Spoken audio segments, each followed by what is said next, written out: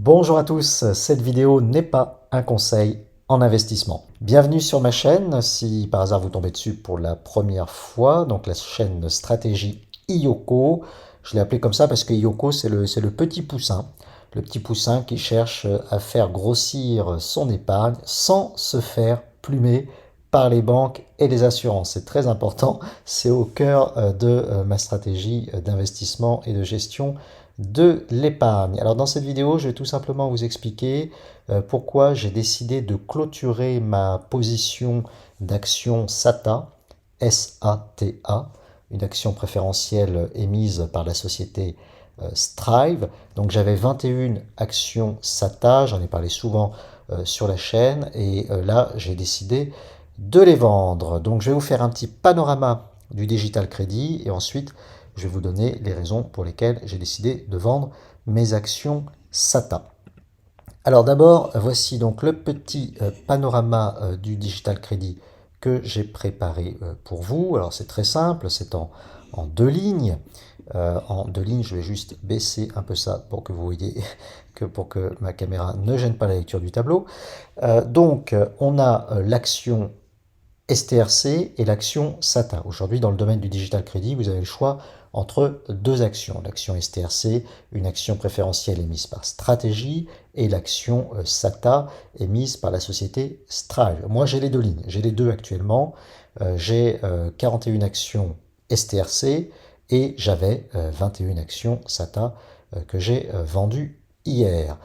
Alors, la particularité donc, du digital crédit, c'est de vous offrir un dividende assez élevé, puisque vous voyez que chez Stratégie, le dividende actuellement est de 12% sur une valeur nominale de 100 dollars. Donc en fait, ça fait 12 dollars par an si on détient une action STRC. Et chez Strive, actuellement, le dividende est de 13%, toujours sur une valeur nominale de 100 dollars, ce qui vous fait donc 13 dollars à l'année pour l'action SATA. Alors le digital crédit, c'est encore petit à l'échelle de la finance mondiale. Vous voyez, dans la dernière colonne, je vous ai mis la capitalisation totale qu'on a aujourd'hui sur le digital crédit. Et on voit que chez STRC Stratégie, ça commence à prendre un peu d'importance puisqu'on est déjà à 9,97 milliards de dollars. C'était davantage il y a encore un mois ou deux, mais ça a baissé, je vais vous expliquer pourquoi. Enfin, en gros, une dizaine de milliards de dollars chez STRC, chez Stratégie, donc d'actions liées au digital crédit. Et chez Strive, c'est beaucoup plus petit, c'est 10 fois plus petit. On a pour le moment 827 millions de dollars de capitalisation sur ce type d'action. Donc quand on détient une action STRC ou quand on détient une action SATA, eh bien on touche un dividende, ce sont des actions à dividende, mais la promesse de ce genre d'action, c'est que normalement le cours de l'action doit rester voisin de 100 dollars, et d'ailleurs le taux du dividende est variable justement dans cet objectif de faire en sorte que le cours de l'action reste voisin des 100 dollars. Donc quand on a une action STRC aujourd'hui, on touche 50 centimes de dollars deux fois par mois, puisque le dividende n'est pas versé une seule fois chaque année, il est versé au total 24 fois, en 24 versements tout au long de l'année chez STRC, donc on touche 50 centimes deux fois par mois, soit environ 1 dollar par mois. Et chez SATA, alors eux ils sont allés beaucoup plus loin, ils font même un dividende quotidien, donc tous les jours ouvrés, on touche un dividende d'un peu plus de 5 centimes de dollars, ce qui nous fait 1,08 dollars par mois. Donc j'étais assez satisfait de la détention de ces deux actions pour le dividende qui est versé, mais j'ai décidé malgré tout d'en sortir, en tout cas de sortir uniquement de la ligne SATA, et je vais maintenant vous expliquer pourquoi. Alors pourquoi je sors de SATA? Il y a trois raisons pour lesquelles je sors de SATA. D'abord un besoin de trésorerie, et j'ai toujours expliqué sur cette chaîne que moi je me servais du digital crédit uniquement pour gérer mon épargne de précaution et de projet.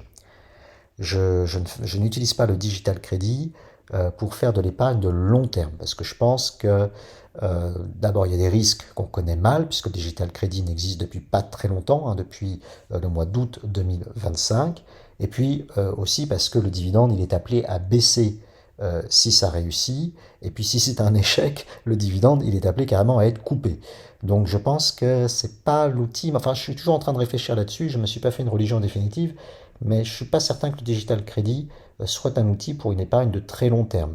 Ça, c'est ce que je fais dans mon DCA mensuel dont je rends compte sur la chaîne. Je fais du DCA long terme sur le S&P 500. En revanche, le digital crédit, je l'utilise uniquement pour l'épargne de projet et de précaution, donc une épargne à un horizon de plusieurs mois, voire une année, voire un an et demi, mais pas sur un horizon très long terme. Donc ça veut dire que j'ai l'intention de faire régulièrement des allers-retours sur ces actions SATA et STRC. Et comme j'ai un besoin de trésorerie pour le mois de novembre avec la taxe foncière qui va tomber, que je paye en un seul coup personnellement, je ne la mensualise pas, j'anticipe et j'ai liquidé mes actions SATA. Deuxième raison, alors celle-là, elle est plus liée à la conjoncture sur l'action SATA. SATA aujourd'hui est revenu au plus haut. SATA est revenu à 100 dollars, 100,01 dollars pour être tout à fait précis. Je vais vous montrer d'ailleurs le cours en direct de ce tournage. Vous voyez, SATA aujourd'hui est à 100,01 dollars. C'est le maximum. Elle ne peut pas aller plus haut parce que dès que ça dépasse 100 dollars, en fait, la société va réémettre des actions et avec l'argent levé en vendant ces nouvelles actions, ils vont acheter du Bitcoin qui viennent en garantie du versement du dividende. C'est comme ça que ça fonctionne, c'est ça le modèle économique du digital crédit. Donc ça ne peut pas aller plus haut, déjà il n'y a plus de perspective de plus-value. Alors que chez STRC, pour des raisons sur lesquelles je vais revenir, eh bien, on est un petit peu en dessous des 100 dollars. On est maintenant, en ce moment, à 97 dollars. On n'est pas loin des 100 dollars, ça remonte, mais on est un petit peu en dessous. Donc, il y a des marges de progression un petit peu plus fortes sur STRC. Donc, ayant le choix entre les deux lignes, j'ai préféré liquider SATA qui était au plus haut, plutôt que STRC qui a encore une petite marge de progression. Et puis, la troisième raison, c'est que je crains que dans les semaines à venir ou les mois à venir, SATA subisse un peu la même crise que STRC a subi il y a quelque temps. Vous vous en souvenez sans doute si vous suivez ma chaîne et si vous suivez le sujet du digital crédit. Alors qu'est-ce qui s'est passé? C'est que, en fait, moi je pense qu'il n'y a pas assez de demande pour le digital crédit.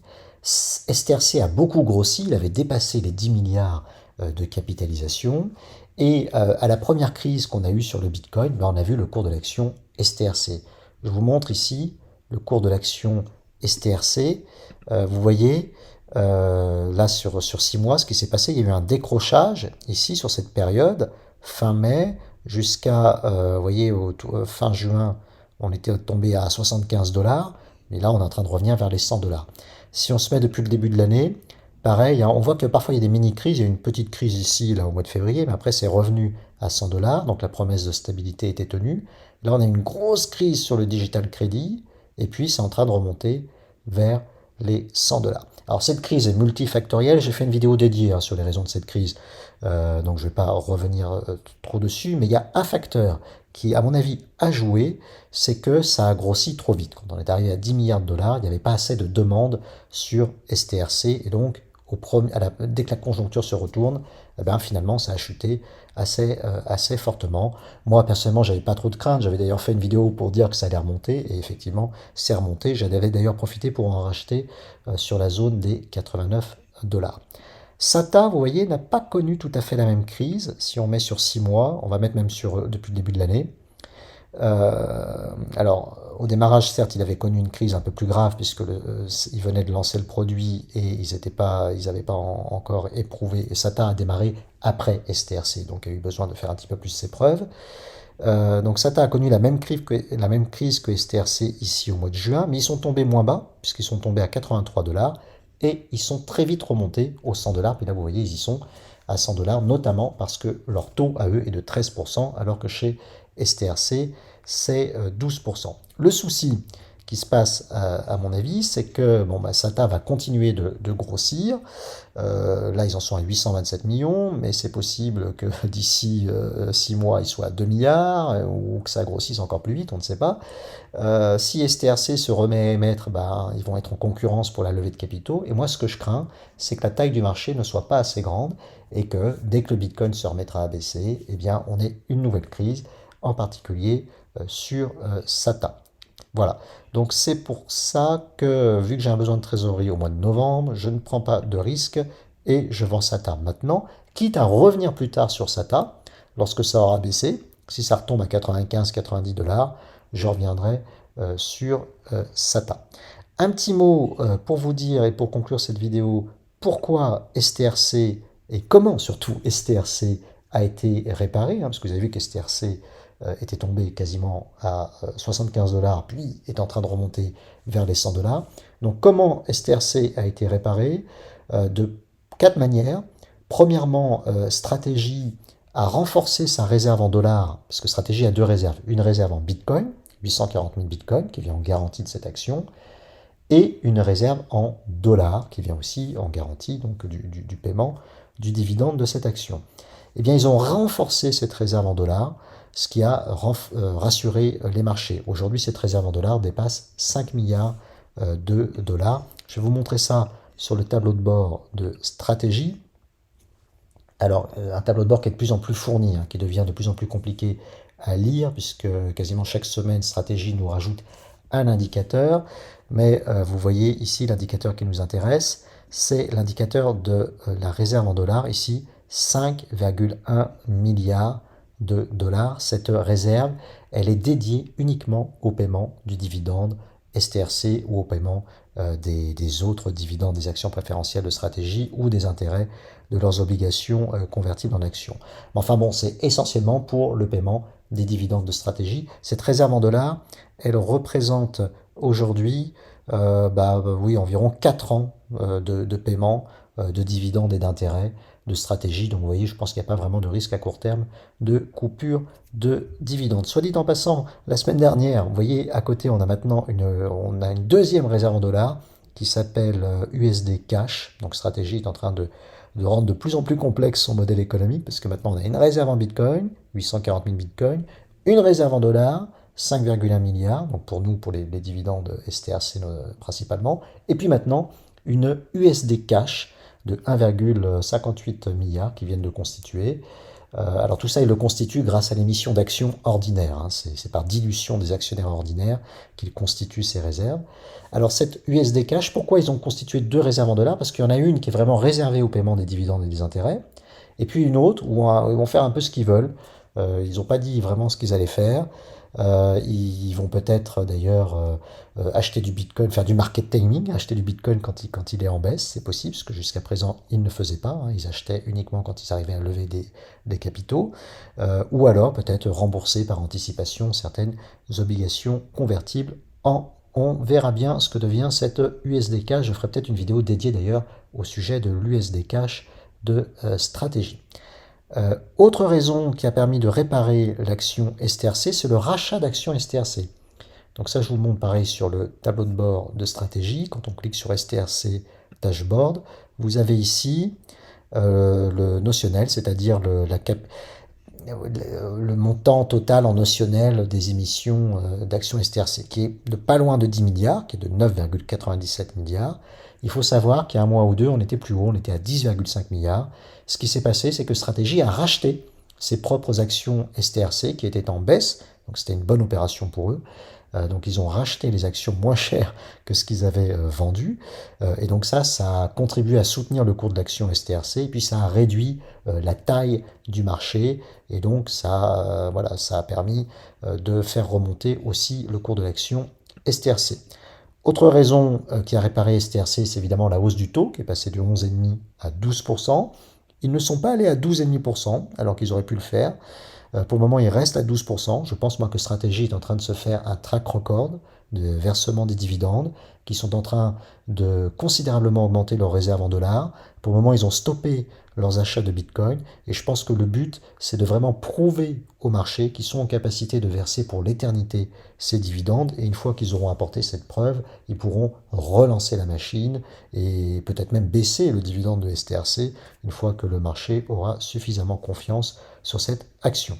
Et puis surtout, en dernier lieu, ce qui a surtout dans les derniers jours contribué à faire monter STRC, c'est la reprise du cours du Bitcoin, puisque vous ne l'avez sans doute pas loupé, le Bitcoin a progressé de plus de 20% en quelques jours, et ça nous a fait du bien à tous, en tout cas pour ceux qui investissent dans le secteur des Bitcoin Treasury Company, comme je le fais.